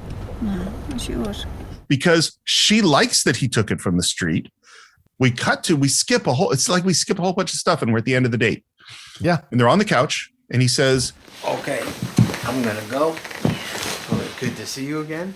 and gets up and they walk to the door and then he kisses her cheek and her performance is perfect because you could see she wanted to kiss him. Yes. Have a good trip and bye-bye. And then walking down the hall, beating himself up for the bye-bye. As most men do on an awkward first date when you really like the person and you say you don't know what to do in that moment. You beat yourself up afterwards. Yeah. Oh yeah. I didn't have very many awkward first dates, but rest assured I beat myself up at the end of all of them. And then he's almost at the door and someone says, "Are you Barry?" And I don't know what your first reaction is. My first reaction is, "Oh shit, this is the guys from Provo, Utah, and he's about to get the shit kicked out of him." That was my thought. Oh, okay. But that's not, of course, what it is. Right. There's a phone call for him. And it's Lena, and this line is amazing. I just wanted you to know, wherever you're going or whatever you're doing right now, I want you to know that I wanted to kiss you just then. This is also where I go like, is she a fantasy? You know? I think now in retrospect in 2021, we can say, is she like a male fantasy creation of a character, right? Because we never get her backstory much until Barry gets on the phone and asks her about when's the last time she had a boyfriend and married and all that. But like she is presented as this kind of salvation for him.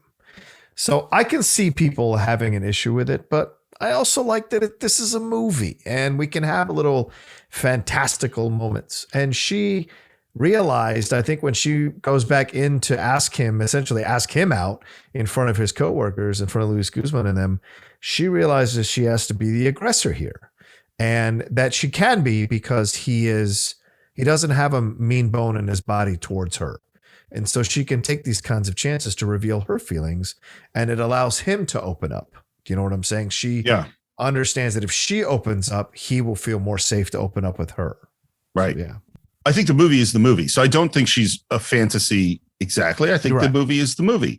But I also think the movie is somewhat symbolic and somewhat it's like if you're watching a Beckett play where people are not behaving in a way that's realistic, that is how they're behaving in the world that Beckett is creating. You know what I mean? Like this to me is the same thing. I think, this person, she is the person who looked at a picture, fell in love with the person she saw in the picture.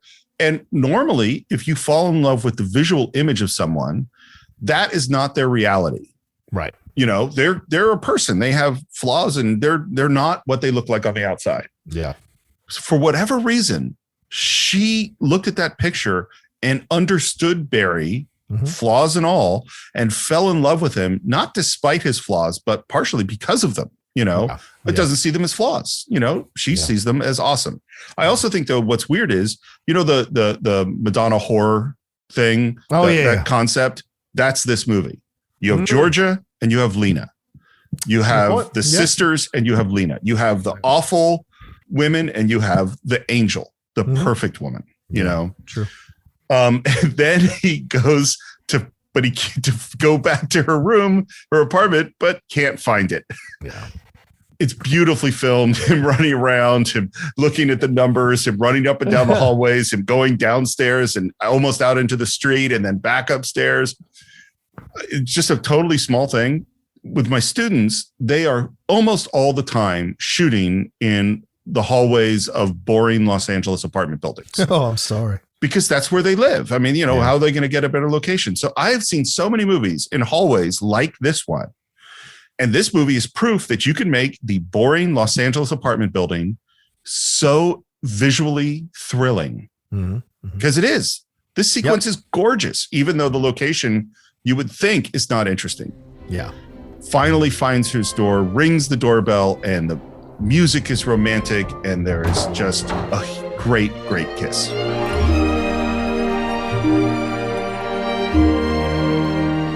He's out of breath when he runs in there. Yeah. And then he says, I don't freak out very often, no matter what my sister says, okay? This is twice now that he is justified, or actually maybe 3 times, because in the restaurant as well, where he's kind of presented something that isn't really true. And she's gone, okay. He's walking along a white wall after parking his car. We hear tire squeals, and he is grabbed and thrown in the back of a pickup truck. There's just an amazing shot of one of the guys in front of the 99-cent store, and then the camera pulls back, revealing the second guy and revealing the third guy. It's just a cool shot. He takes $500 out of his ATM. That's the maximum. This is what you get when you're a pervert. You said you'd help somebody out, and you didn't, so we're just going to take this money back to her. It's like he did. And he says, I didn't say no to her. I declined. Yeah. And then this fourth guy comes out of nowhere and is coming clearly to punch him. And he says, no, please. And I love that he says, ow, ow. Yeah. Before he gets hit. Ow, ow, ouch! Which you imagine this is him reverting back to high school or middle school, right? When he used to get beat up, probably by other guys who thought it was weird, who thought it was different, because young men are so emotionally stunted at times in those days, and so they see someone who's different and they immediately call him a freak. They want to beat him up because they can't understand him. They have to destroy it. So in that moment, you see him kind of reverting back, and it's just such a great job, Sandler. Because I mean, when you juxtapose this later on, when he fucking beats the shit out of these these guys, it's a great change because immediately he's punched to the ground. He kind of like focuses in on the license plate, which it clues him into where they're at, by the way, which is a clue later on. And then he just kind of gets up and starts running away, so as he would. You know? Every single shot in the sequence of him running is cool. I won't describe them, but they're just so cool. And then there's this at the end of it, there's this totally weird moment where he runs and just dives straight off a high thing and then appears down below running away, which is obviously it's a body double. Yeah. But like, I don't understand it. It seems totally bizarre, but it's a really cool moment. And then he's running right down the middle of the street. Again, the colors from the car dealership in the background are red and blue, and the truck comes up next to him and is like, "Where the fuck are you going? We know where you live." Also, I want to throw something out there, Steve, because as we're watching his running to all these different places, he starts to take on the sounds of a trapped animal. Yeah, totally. Right? And I think this was probably a direction by Anderson, or maybe an instinctive decision by Sandler as an actor in this character. It's like he almost becomes primal in that moment just to survive. He's devolving into some kind of so it's like animal. So it's like great to see, and the sound like it's almost not human what he's saying. But I'll tell you, as someone who got beat up as a kid through a majority of my life till I was 15 years old, I know those sounds. I know that feeling. I know the desperation to run into an alley and hope they don't find you there, or run into the backyard, or run it through a shortcut. Those are the things I did through a majority of my life from, I don't know, when I was 8 till I was 14, 15 years old. So it's a horrible feeling. You're so embarrassed. You're so ashamed afterwards of how you reacted to it all. And you feel helpless and powerless. It's the worst. You know, it just occurred to me. Yeah. So much of his character is about hiding his sins. Mm-hmm. You know what I mean? The hammer, or it just having people find out that he's weird, that he's different, that he's angry, that he freaks out, that he cries, and what is the biggest thing? You know, he called a sex line, and now that is coming to expose him. We're back at work. He calls Luis Guzman into his office. It's almost like he's going to actually confide in him, because the first thing he says is, I got in trouble last night. A little bit of trouble. I made a phone call. Like he's about to say, but then he sees the pudding and he smiles at the pudding, and the line, better get more pudding. Right in this moment, again, because we're always going to be interrupted, we hear there was a call from the sister about smashing the windows. You know what? I'm going to go out of town. I'm going to go out of town for 2 days. Where are you going, Barry? I have to go to Hawaii, but you can't tell my sisters. Hawaii? Yeah, that is don't tell my so sisters, wonderful. Though. You're Just going make to sure Hawaii. you don't tell my sisters. And Luis is like, that's great. You want to go on a trip, because he actually cares about it, you know? He does, yeah. And I have to get more pudding for this trip to Hawaii. As I just said that out loud, I realized it sounded a little strange, but it's not. So would you like to come with me? Okay. And we cut to the 99-cent store, and he's let Lance in on the scheme. Yeah. He actually grabs like the whole display case of the of the pudding. We're at a different store, and Lance is getting pudding off the shelf, and Adam Sandler starts to dance. One of the inspirations for this film is the old MGM musicals. Yeah. And what Paul Thomas Anderson said is he says he wanted it to feel like a musical with no one ever breaking into song. Yes. Right. Yeah. It's a musical without being a musical. Yeah. And so one of the things he did was in terms of color and saturation, because the film stocks are really different today than they were in the 40s, 50s when MGM's making all those films. Right. And so he spent a lot of time trying to get that level of color saturation to make it look like that old school kind of musical. Yeah. And he's just giddy now. He's like, it's going to work. And Lance is just like, I'll be online. But this is, and Lance, I'm sure, has dealt with this so much. Yeah, for years. Yeah, because I mean, apparently this business makes money. So Lance makes money. He can feed his kids. Certainly, there's people there who he probably picked out every person that's working there. They're probably friends of his or whatever. So he has kind of an autonomy in that place and equality with Barry in that place. So him going to get the pudding and stuff and helping him out, but he's dealt with Barry's weird shit all the time. So he just rolls on, right? Not a big deal. But I also find this to be an interesting microcosm of the mentality of Barry, Steve, because we have Barry running away, primal. These guys say, we know where you live. Where the fuck are you going? When they confront him as they're driving past, which stops him. And he then runs to the pudding because the pudding is a place of escape. The pudding is her. The pudding is the possibility to be with her. So his giddiness, his dancing around is a way of escaping this other real thing that is happening in his life. These people who want to beat him and take his money. Yeah, absolutely. I totally 100% agree. There is one problem, John. Yeah. It takes 6 to 8 weeks to process the coupons for the miles. It's nowhere on the package that it says 6 to 8 weeks, Steve. What the hell? I don't know what to tell you, sir.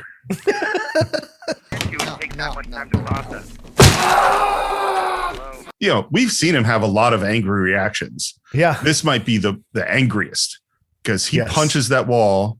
I punched walls at a certain age in my life. Sure. And my guess is you've punched a wall. It usually doesn't work out well. Yeah. It's not usually a good choice. I love that after that, he's like touching the harmonium with the bruised hand, from punching the wall. I've seen people over the years compare the harmonium to 2001, to the monolith in 2001.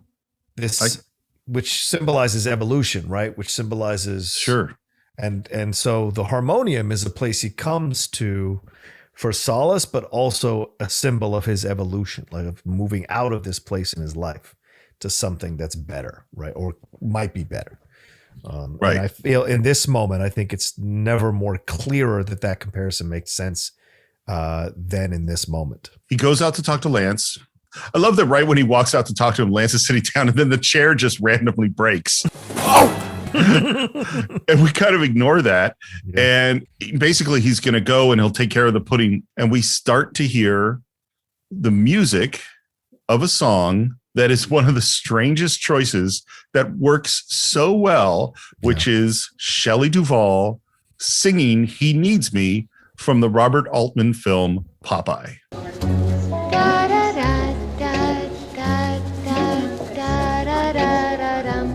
Anderson said he put this in the film because he's a massive Altman fan. And so this was his homage to Altman to use this music. And I would argue that this song works so much better in this movie than it does in Popeye.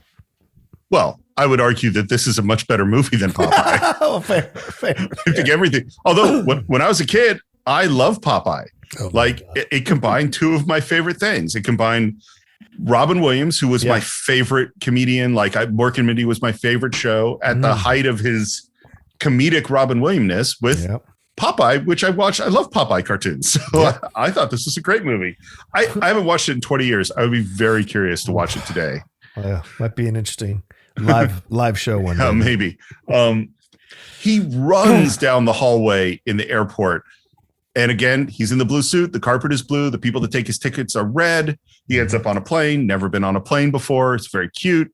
Gets to the Honolulu airport, walking at first. He starts to run, gets in a cab, says, "Can you take me to where the beaches and hotels are? And I'm going to need a phone."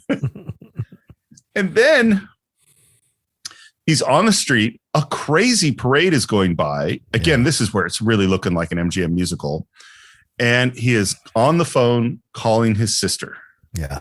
He just lies to her continuously. He says, "Where are you?" He says, "I'm at work." I'm like, dude, there's a parade next to you. She's not going to believe that. And he tries to tell her that he left the pocketbook at my work. And he wants to get it back to her. Oh my God, I know exactly where she's staying, and you're fucking lying. She didn't forget her purse or her pocketbook. What do you want her number for? Don't do this to me. What do you want her number for? Oh, this is such a great moment. Tell me why. Do you like There's her? no reason for you to treat me this way. You like her? You're killing me. You're killing me with the way you are towards me. And his ramp up in anger is so amazing. All I want is a fucking number. That should be goddamn good enough for you. Now give me the fucking number. Okay. You fucking hear me? Yes. I'm sick of this fucking shit. Barry. Stop fucking treating me this way and give me a fucking number. I'll fucking kill you. You want that? I'm gonna fucking kill you. Frankly, he's a scary person. He can be. Yes. Yeah. Yes. And this is where I go, like, what has happened with particularly this sister? Yeah. But I think she's the one that cares about him the most out of all of them. But which is why she can affect him deeper than the other ones can. And their chemistry between them both are fantastic as actors. But yeah, this phone call back and forth, Steve, as it escalates, it's so fucking crazy. Yeah. Well, and it's like the dude that has violent outbursts and breaks things and has recently done that. Yeah. When he yells, "I'll fucking kill you," that's scary, Yeah. But then there's again cut and where he's totally different tone because he's calling the hotel. Yeah. Asks for her room, gets a man, calls again, and gets her. Yeah. And again, he lies to her. "I'm standing in my hotel room." Yeah. Dude, you're on the street next to a parade. Bad lie. And I love that he starts to interrogate her about boyfriends and where is she from and was she married? And finally she goes, "Do you want to meet me and talk about this stuff?" Yeah. And he just says, "Where are you from originally?" And then we cut to a hotel with pink pillars. I swear to God, I looked at the pink pillars and I went, I've been there. Yeah. This is the Royal Hawaiian, and I was there when I was 5 years old. And I recognized it. So, and I had to check with my mom. I texted my mom. It's like, did we stay? Where did we stay when we went to Hawaii with my grandparents when I was a little kid? Right. And that is where we stayed, at that hotel. Wow. And we're still hearing "He Needs Me." It's gone on forever, this song. Yeah. And he walks into the lobby and we see her and she runs up the stair. And the camera is pushing in on Barry as he's walking forward with his hand outstretched for a handshake.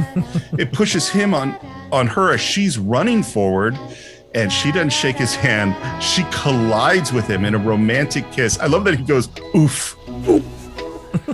And then it's the perfect musical romantic kiss moment. Great shot composition by Paul Thomas Anderson as they are there in silhouette and other people are walking by them on both sides.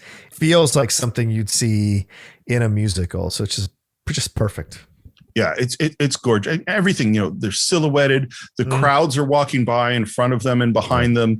Her leg lifts up. They move right in. And it's the poster too, by the way. Yeah. Yeah, it's absolutely fantastic shot. The cinematographer is Robert Elswit.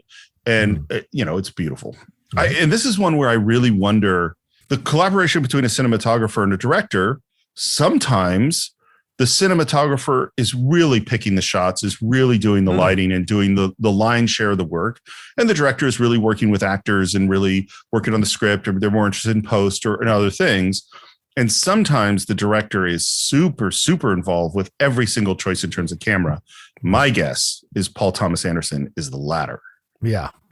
It's nighttime. People are eating at tables. There's a performance going on of, classically Hawaiian sort of music. The camera moves through the tables to find Barry and Lena sitting at a table with the ocean behind them. Absolutely gorgeous. Really, it looks like Hawaii here. And then she just slowly gets up and walks away, I would say, demurely. And he follows behind, and the camera is behind them, past the torches. The music is beautiful. There's almost a perfect cut to them now walking towards camera in the hallway. Yeah. And as they walked way down the hallway, we iris in on them in this circle that then tracks their hands because he has reached out and held her hand. Yeah. Then we're in bed and they're kissing. And first thing he says is, "I'm sorry, I forgot to shave." And she says, "Your face is so adorable.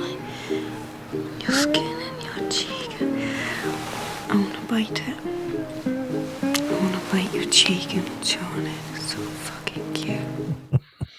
What do you think about the dialogue that's about to happen, John? I love it because I'll tell you the honest truth. I know I found my Lena because that's what my girlfriend does every day. Lindley loves to chew on my fucking cheeks, both sides. Literally, she will just go, "Give me those cheeks. I want to chew those cheeks off your face."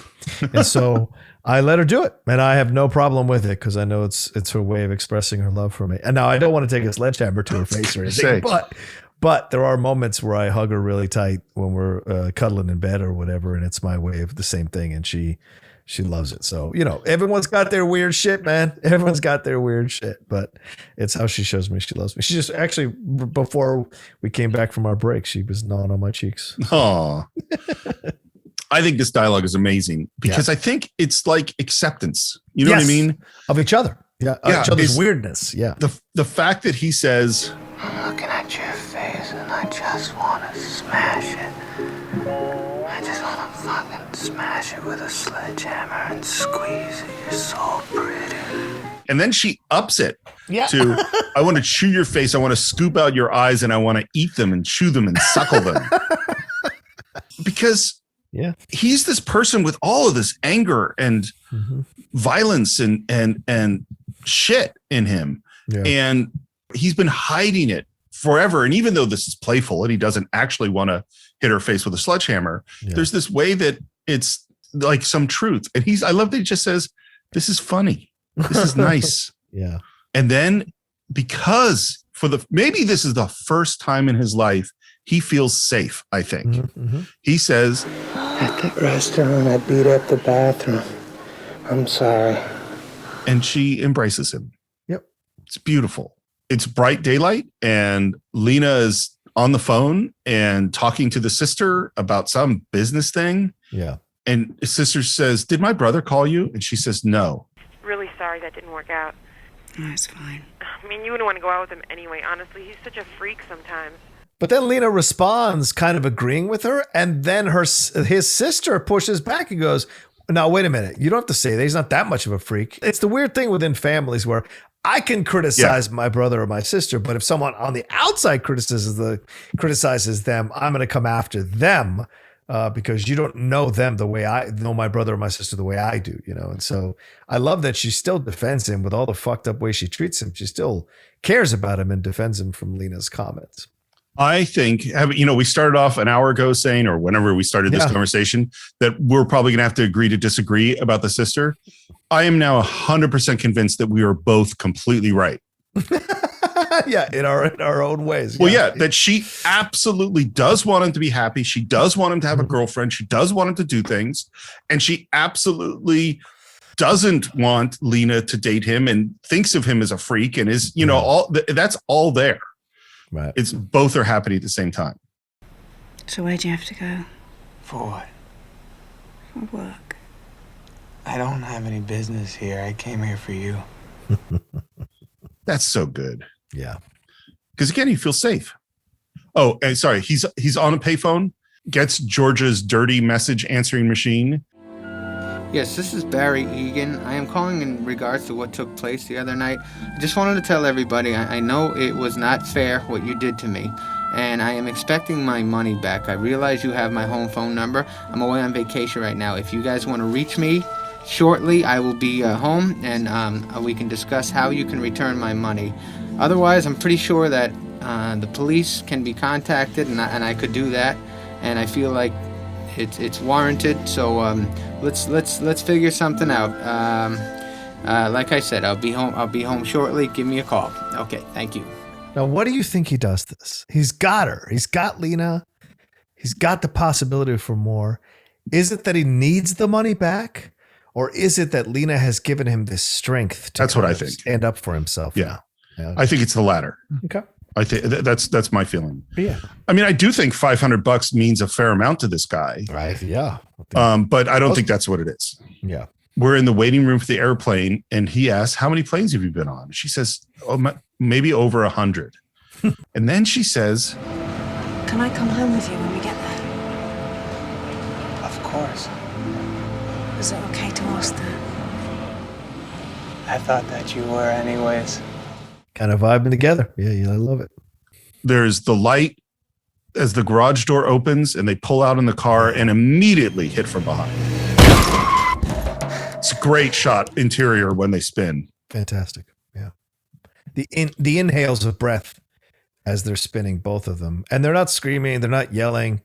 They're just absorbing what's happening. Yeah. And he looks over at her and she's looking at him somewhat in shock. Yeah.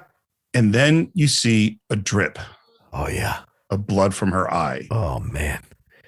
And the change in Barry. Yep. Is fucking beautiful. Just fucking beautiful. For once, at least in our experience with him, he's going to use this rage for good. Yeah. You know? Yeah. He gets out of the car. I love that he buttons his jacket as he gets out of the car. Because he's going to work, son. Yeah. And the guy's coming towards him thinking that he's the same scared guy that they met a few days ago. Yeah. That first punch is huge. Yeah. We don't even see how he got the tire iron, but he got the tire iron, flips it in his hand, takes another guy out, and then kicks and takes a third guy out like in an action movie. Yeah. Smashes the back window on the truck, and then he hands the tire iron to the guy cowering in the truck. The same guy who had punched him to the ground before. Now that little bitch is cowering in the trunk. I love it. Or in the back, rather. And we cut to an examination. She's fucking angelic. She's fucking angelic. Steve. Yeah. God, that shot of her. Totally. And he's kind of rocking back and forth and starts to move away.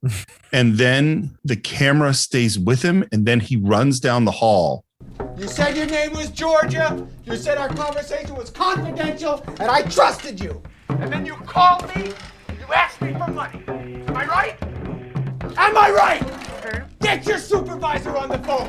Or whoever owns that place. I want him on the phone. Do you hear me? And her reaction to this guy is totally different from how she was dealing with him before. Yep. Because she can hear in his voice that something changes. No, this is bad. Something Shut must have up. happened. Will you shut up? Because Dean is 100% confident. Yeah. What's your name, sir? Answer me. What's your name, asshole? I'm Barry Egan. How do I know? You could be anybody, You're a bad person. You have no right taking people's confidence in your service. You understand me, sir? I love Philip Seymour Hoffman. Shut up! Shut the fuck You have up! no right to take people's Shut trust. up! Will you shut up? Shut up! Shut up! And Barry is like grunting, he's so angry. Back in the hospital, Lena asks if the guy in the blue suit is around the corner. And the nurse says, yeah, the police want to take your statement. That's not who she meant. She didn't mean the police. Mm-hmm. We're back to Barry, who's with the phone, walks out of his office, the phone cord dangling behind him. He goes back to the hospital. She's gone. Yeah. He calls directory assistance and he puts it together. D&D Mattress Man in Utah. And we cut to, again, these weird colors and stuff. Strings in the music. This reminded me of Vertigo. Mm. Like the weird fantasy sequence in Vertigo. Yeah. There's the wide shot of the mattress store. Barry walks towards it. Georgia is doing Dean's hair inside.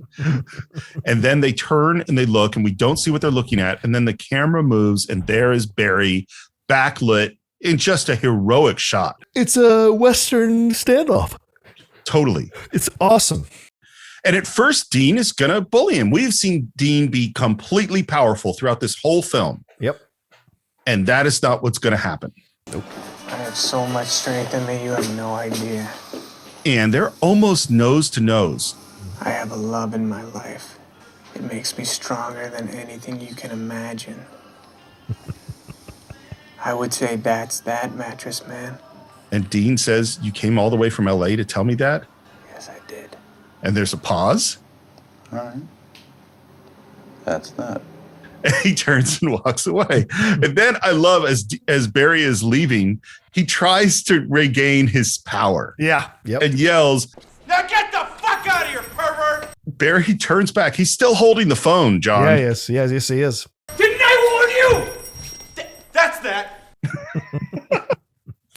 And then he shoves the phone into the employee's chest and walks out. Back at work, he runs in. Lance asks if he's okay. He runs through the place, says, I'm fine. He grabs the harmonium, and we're in the hallway, in Lena's hallway. He's panting. He rings the doorbell. She opens it. She's in the red dress. You know, we've had a lot of romantic speeches on the Cinephiles. Mm-hmm. This is a really good one. Yeah, it is. I'm so sorry. I left you at the hospital. I called the phone sex line. Before I met you. And 4 blonde brothers came after me. And they hurt you, and I'm sorry. And then I had to leave again because I wanted to make sure you never got hurt again. And I have a lot of pudding. And in 6 to 8 weeks it can be redeemed. So if you could just give me that much time, I think I can get enough mileage to go with you wherever you have to go, if you have to travel for your work, because I don't ever want to be anywhere without you. So could you just let me redeem the mileage? And she says, you left me at the hospital. You can't do that. If you just give me 6 to 8 weeks, I can redeem the mileage and I can go with you wherever you have to travel. And the music builds, and it builds, and they kiss, and she holds him, and then we're back at work, and she walks in silhouetted past the plungers. She's in red. He's playing the harmonium.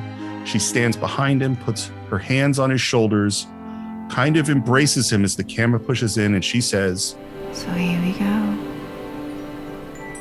what does So Here We Go mean? What's here we go together. Let's see what happens. Our next adventure, this relationship. Here we go. Yeah. And if you've listened to the song off the soundtrack, Here We Go, the lyrics are incredible. It's all about finding the person whose fucked up stuff seems normal to you and your fucked up stuff seems normal to them. Yeah. It's brilliant kind of bookend to this moment. It was disappointing at the box office. It made 17 million US, about 25 million worldwide. He won for Best Director at Cannes and was nominated for the Palme d'Or. Yeah. Sandler was nominated for the Golden Globe. And that is all the information I have on the reception of this film. Why don't I give my final thoughts first? Sure. I think, first of all, Paul Thomas Anderson can make more with less than almost any director I can think of. He has a way of making you feel tense just through sound and picture, totally devoid of what the story is, of the characters are going through.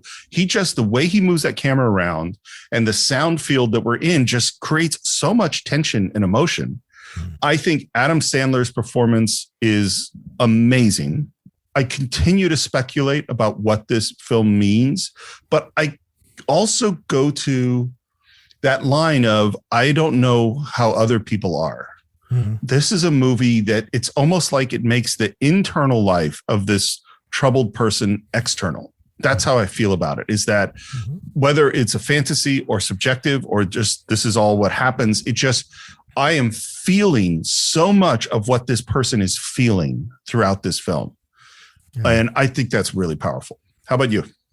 We've seen so many films about romance that were guys that we could relate to a degree, but were in their own way fantastical interpretations of men. Like if you look at When Harry Met Sally, Billy Crystal is this guy who's very successful, but he's kind of closed off. He's kind of dark a little bit because he reads the last page of a book, but he's a sexual machine. I Made a Woman Meow.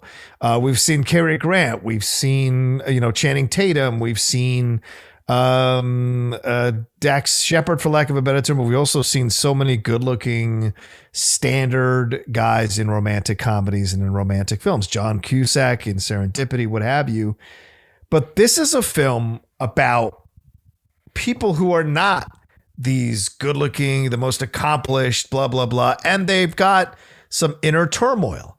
It is, and some real struggles with panic attacks and anxiety. And I love that there's romantic films for these people too, because these people do find love as well. I have some instincts, as Steve pointed out. I have some connective tissues with Barry Egan in this movie, with Barry's character in this movie. And I found finally my Lena. And that's the thing. It can happen. We all have our fucked up shit, and we all have these journeys we have to go on. And it was about time in 2002 that somebody made a movie about romance that didn't star people that we would normally feel a connective tissue to and feel like they're the normal person trying to find love. This is a very unusual person that also deserves love, also deserves to be accepted for who they are, and maybe changed by this experience, both of them. And I think that's the power of this movie, is that it represents a new, more realistic approach to love to a degree. And I know it's fantastical elements, but still realistic in terms of the messed up natures that we all have within us, and that those people deserve love as well. And if some of you feel a very strong affinity for Barry or Lena, depending on which way you fall there, you deserve love as well. And I think that's the power of this movie, that it can happen. It can happen if you are open to it. So that's what we think of Punch Drunk Love. Of course, we always want to hear what you think. Please visit our Facebook page, do a search for the Cine-Files. You can subscribe to the show at all the usual places, Apple Podcasts, on YouTube. Please leave reviews on Apple Podcasts. Leave your comments on YouTube. You can buy or stream Punch Drunk Love on our website, cinephiles.net, along with every other movie we've ever reviewed. You can support the show on Patreon and suggest your own film, just like Punch Drunk Love. And that's at patreon.com/the Cinephiles. You can follow the show on Twitter at Cine_Files, on Instagram at the Cinephiles Podcast. You can follow me at SR Morris on Twitter, SR Morris1 on Instagram. John, how about you? You can always reach me at The Roca Says on Twitter and on Instagram. And come on over to my YouTube page, youtube.com/John Roca Says. You can check out my new show, Enterprise Incidents with Scott and Steve, my partnership with Scott Mance, to go through every single episode of the original Star Trek series in production order. And I think that is it for this week. We will see you next time for another great film on the Cinephiles.